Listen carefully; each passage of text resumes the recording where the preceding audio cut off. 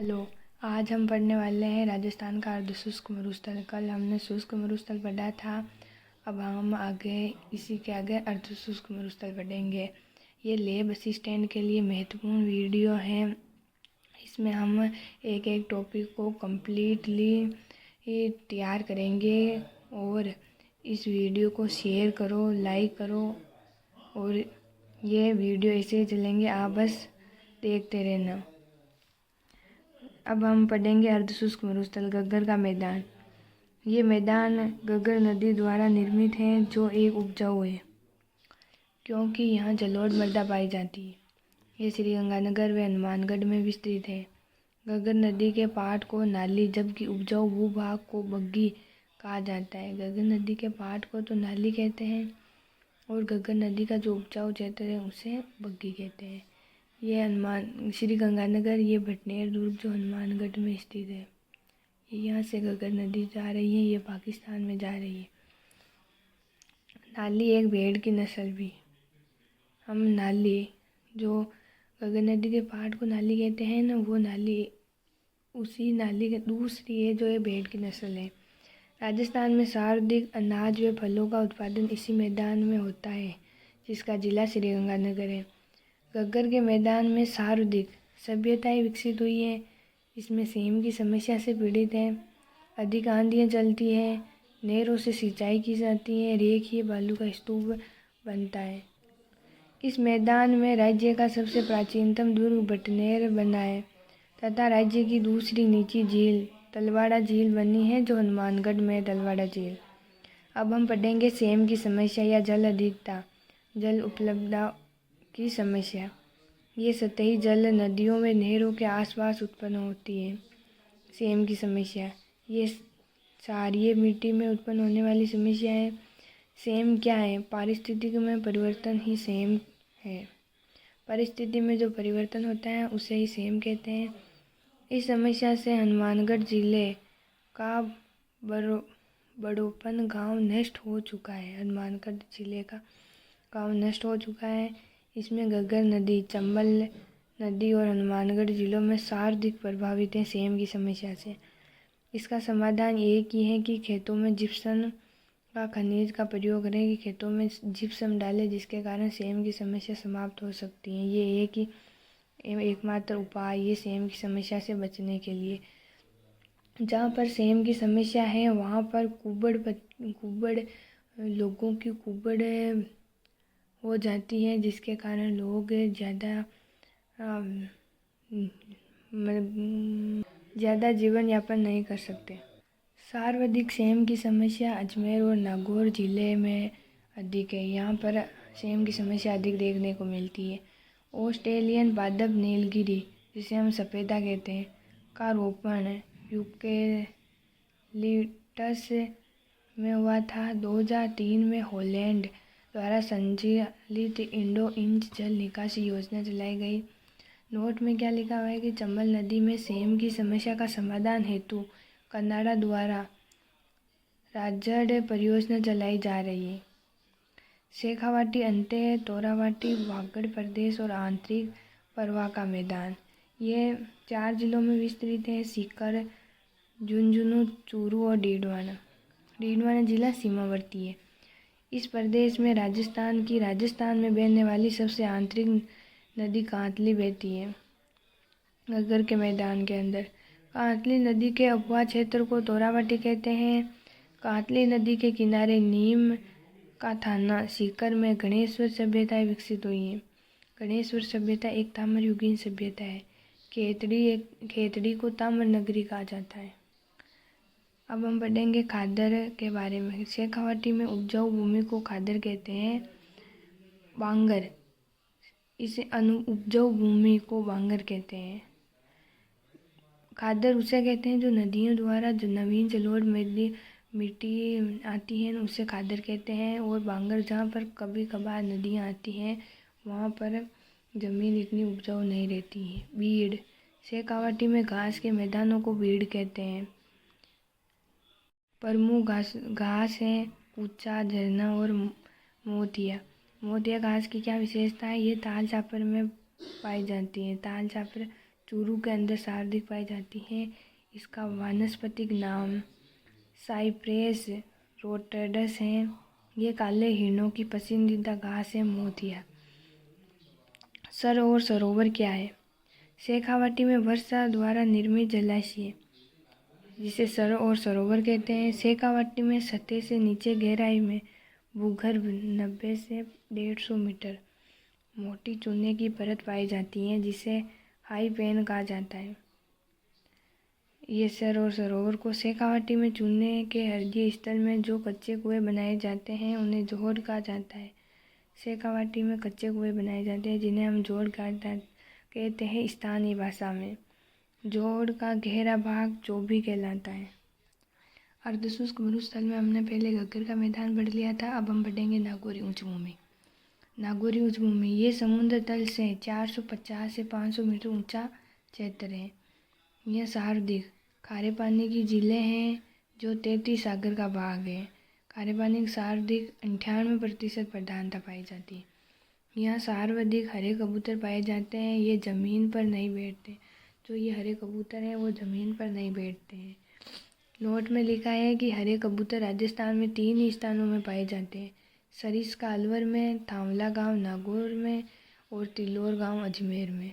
ये 3 ही जगह हरे कबूतर पाए जाते हैं।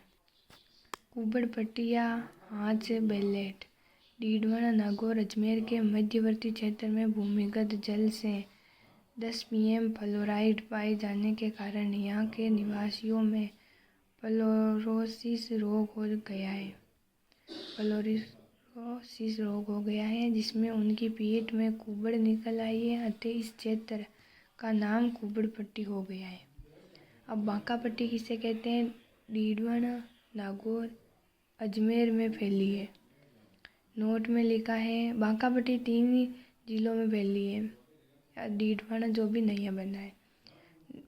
सर्वाधिक फ्लोराइड से पीड़ित जिला डीडवाना व नागौर है। पहले अजमेर था क्योंकि ये दोनों एक ही जिले नागौर में आता था।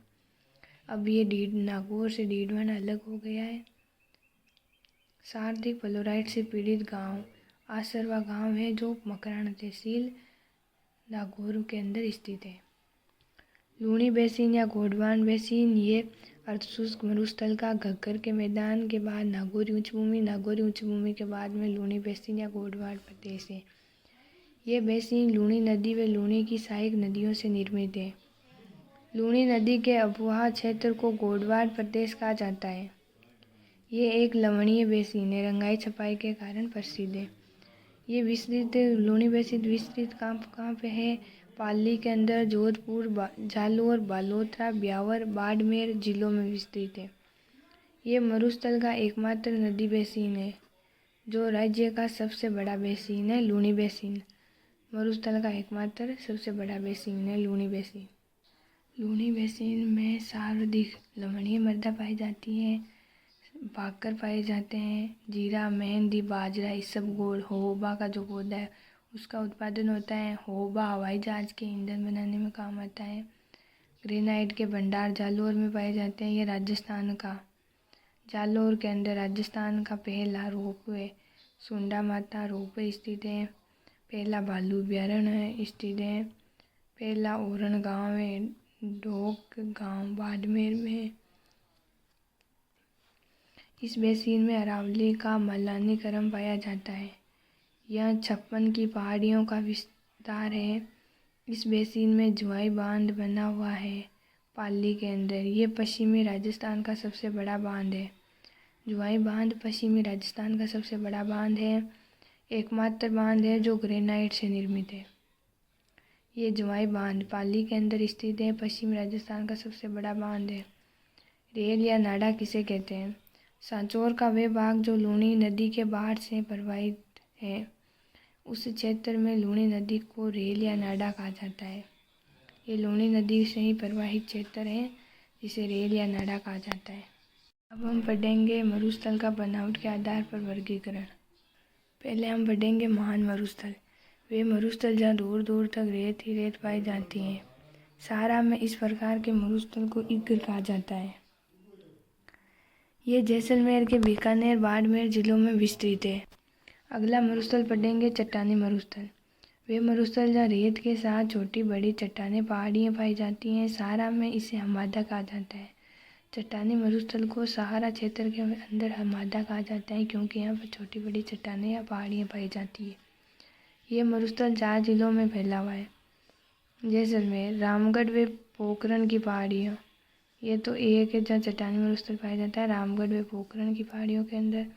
नोट में लिखा है कि जैसलमेर के अक्कलकोट फॉसिल पार्क, जहाँ से 18 करोड़ वर्ष प्राचीन जुरेशियन काल के जीवाश्म मिले हैं, जिन्हें राष्ट्रीय मरुउद्यान में सुरक्षित किया गया है।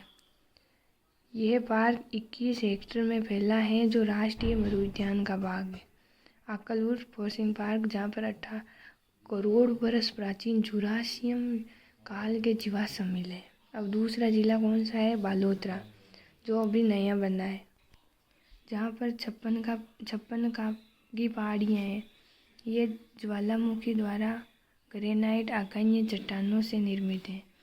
ये अरावली के मालानी क्रम का भाग है। इसमें सर्वाधिक ग्रेनाइट के भंडार है। इसकी आकृति गुंबदाकार या गोलाकार है। 56 की पहाड़ियों की बालोतरा के मोकलेश्वर से लेकर सिवाना जालोर तक 11 किलोमीटर लंबी छोटी 56 पहाड़ियों के समूह को 56 की पहाड़ियाँ कहा जाता है। कि सिवाना जो जालोर के अंदर है, वहाँ से 11 किलोमीटर लंबी छोटी 56 पहाड़ियों हैं, जिनका एक समूह बना हुआ है, उन्हें हम 56 की पहाड़ियाँ कहा जाता है। इसमें हल्देश्वर की पहाड़ियाँ, जिसमें अवस्थित पीपलूद पर्वत को मारवाड़ का माउंट आबू कहते हैं। पीपलूद पर्वत को मारवाड़ का माउंट आबू कहते हैं। हल्देश्वर पहाड़ी पर ही सिवाना दुर्ग बना हुआ है। इसी 56 की पहाड़ियों में नाकोड़ा पर्वत पार्श्वनाथ जैन मंदिर बना हुआ है। नाकोड़ा पर्वत है, उसके ऊपर पार्श्वनाथ का जैन मंदिर बना हुआ है।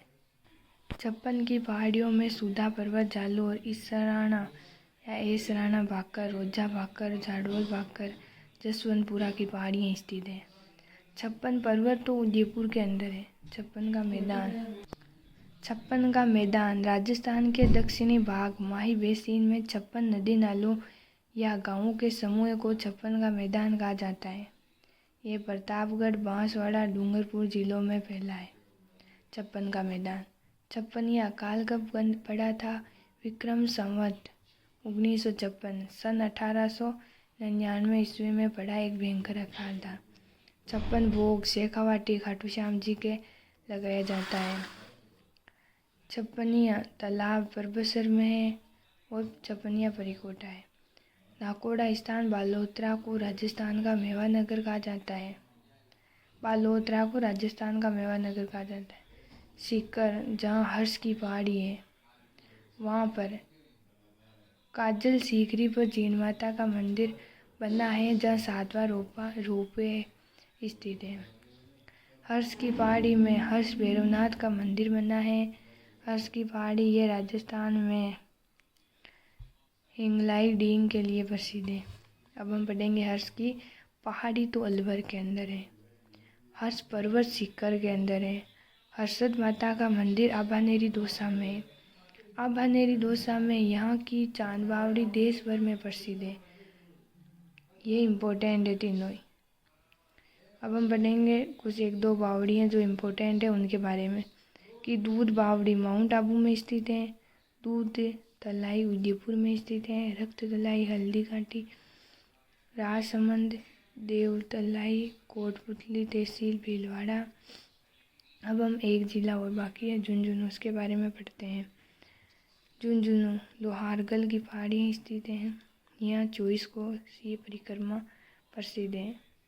नोट में क्या लिखा है कि 24 कोसीय परिक्रमा गोवर्धन पर्वत एमपी में स्थित है। 84 खंभों का गंगा मंदिर कामाडीग में स्थित है। पढ़ेंगे गोवर्धन नहर केवलादेव में स्थित है। गोवर्धन झील उदयपुर में है। गोवर्धन पठार पुष्कर में है। मिश्रित या पथरीला मरुस्थल वे मरुस्थल जहाँ रेत के साथ साथ कंकड़ पत्थर पाए जाते हैं, उसे मिश्रित या पथरीला कहते हैं। रेत की सहारा में कहते हैं, इसे सहारा में रे कहते हैं पथरीले को। मिस्र में इसे सीटर कहते हैं। कल हम पढ़ेंगे राजस्थान की शब्दावली के बारे में। आज हम इतना ही पढ़ेंगे, अब कल पढ़ेंगे राजस्थान की शब्दावली।